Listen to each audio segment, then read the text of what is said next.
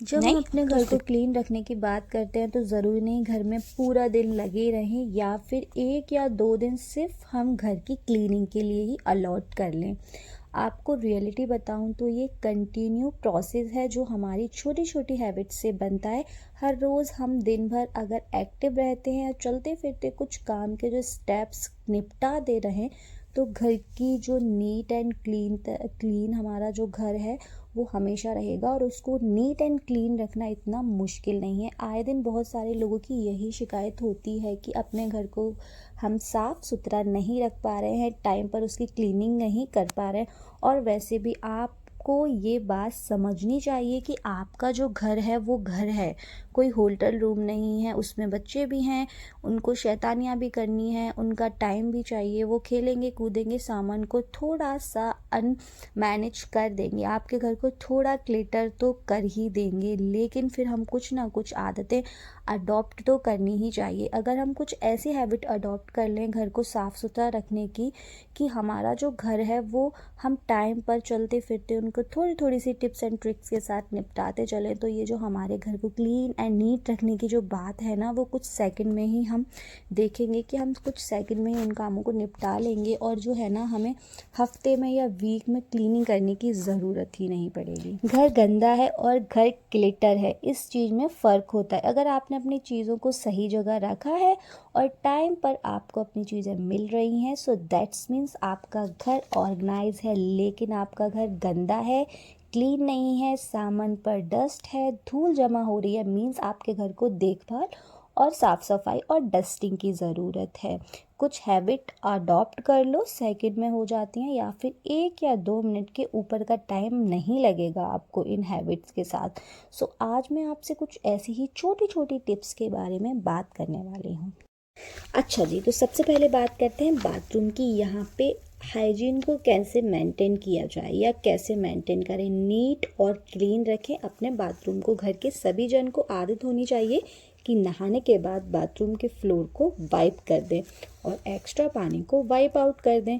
इससे बाथरूम जल्दी ड्राई होता है, जिससे बदबू भी नहीं आती है और फिसलने का भी डर नहीं होता। हार्डली सेकंड का ही काम है। अच्छा जी, एक चीज़ और कि बाथरूम के बाहर एक रग ज़रूर डालें ताकि आपके गीले पैरों से पूरे घर में ना घूमे। और आपका जो रग है ना, वो हमेशा एंटी स्टिक होनी चाहिए ताकि हम स्लिप ना हो और स्लिप होने का डर भी ना हो।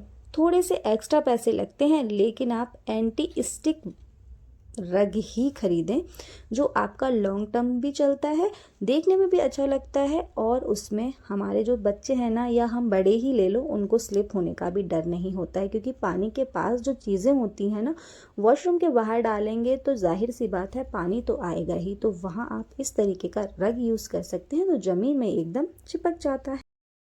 अच्छा जी, तो अच्छा, टॉवल को इस तरीके से बिस्तर पर फेंक देना, क्या ये सही है? ये सिर्फ जेंट्स की आदत ही नहीं बल्कि लेडीज़ की और बच्चों की भी आदत होती है। घर के छोटे बड़े किसी को भी यह आदत नहीं होनी चाहिए या उसे किसी। अच्छा जी, अब जो हमारी टॉवल है ना, उसको हम क्या कर सकते हैं, या तो आप किसी चेयर, बालकोनी या आप छत पर भी सुखाने डाल सकते हैं। अगर नहीं कर सकते तो इस तरीके से इसको हैंगर पे तो आप हैंग कर ही दें ताकि। अच्छा जी, तो अब हम बात करते हैं हमारे किचन के सिंक एरिया की। तो यहाँ हम मानती हूँ कि हम या आप सारी लेडीज़ इनको जब हमारे बर्तन वॉश होते हैं उसके बाद हम सिंक एरिया क्लीन कर ही देते हैं। लेकिन मैं भी और आप जैसी भी और मेरे जैसी भी कई लेडीज़ होती हैं उसको ड्राई करना भूल जाती हैं। लेकिन अब मैंने अपनी ये जो हैबिट है ना, उसको एकदम और भी ज़्यादा फास्ट कर लिया है कि मैं अपनी ये हैबिट को आज से ही बिल्कुल प्रॉपर अपनाने वाली हूँ। लेकिन कई दिन से अपना रही हूँ, लेकिन वीडियो बना रही हूँ तो आज से बोल रही हूँ। आप क्या करें, जब भी अपने सिंक एरिया का आपका गीला हो जाता है या आप बर्तन मांज के उनको हटा देती हैं, उनकी जगह पर लगा देती हैं, तो जो एक्स्ट्रा पानी आ जाता है ना, उसको वाइपर लगाने के पास इस तरीके के स्पंज से भी एक बार अपने सिंक एरिया को क्लीन कर दें या साफ़ कर दें या ड्राई कर दें, जिससे हमारा जो सिंक एरिया की जो हाइजीन है ना, वो भी मेंटेन रहती है। अच्छा जी, तो अब हम बात कर लेते हैं हमारे बाथरूम में टंगे हुए इन कपड़ों की, जो कि हर किसी के वॉशरूम में होते ही हैं, मेरे में भी हैं। लेकिन इन आदतों को हमें सुधार लेना चाहिए। इन आदतों को हमें बिल्कुल भी रिपीट नहीं करना है। अगर आप करते हैं तो इसको छोड़ दें।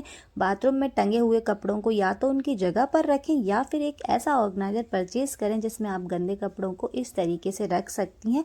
वैसे ये तो मेरे धुले हुए कपड़े हैं, लेकिन आप 2 तरीके के ऑर्गेनाइज़र अपने पास रख सकती हैं। जैसे आपको मेरी प्लास्टिक वाली बास्केट दिख रही है, उसमें मेरे गंदे कपड़े रहते हैं जो मुझे वॉश करना होते हैं या वॉशिंग मशीन लगानी होती है, और ये जो कपड़े हैं ये हमारे धुले हुए कपड़े हैं जो मैं ऊपर से अभी लेके आती हूँ। इनको डायरेक्ट हम ऐसे रख सकते हैं और जब हमें तय लगानी है इनको तय लगा के इनके प्लेस पे रख दें।